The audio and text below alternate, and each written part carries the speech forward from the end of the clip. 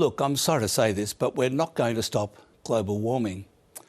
We should keep trying to hit net zero by 2050, and the coalition should keep tearing itself apart over it. But we're halfway through the 50-year project of achieving net zero emissions that started in Kyoto in 1997, but emissions haven't started falling yet. The average world temperature is already more than the 1.5 degrees above pre-industrial levels that the world pledged in Paris in 2015 to try to avoid. And while one hesitates to attribute blame, it's China's fault. China is almost entirely responsible for the increase in carbon dioxide emissions since 1997, with a bit of help from India. High-income countries are entirely responsible for what happened before that, which is a lot. Australia's emissions have increased by 20% as well, but that amount is a rounding error.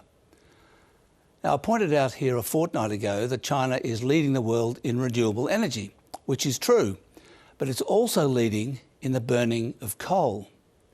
So where does this leave us? Well, I think the most useful thing the government can do is focus on getting ready for the reality of global warming and take full advantage of the energy transition, because it is starting to accelerate, even though it might be too late. In the short term, it's going to be an insurance problem. The cost of extreme weather events in Australia has been doubling each decade. A new study released last week showed that hailstones are getting bigger and more damaging, but the big one is floods. They're getting deeper and wider. And if you live in a floodplain now, you're uninsured. The governments, state and federal, have to build levees or lift houses up onto stilts or move people to higher ground. The insurance industry wants a $30 billion 10-year flood defence fund, which is probably not enough.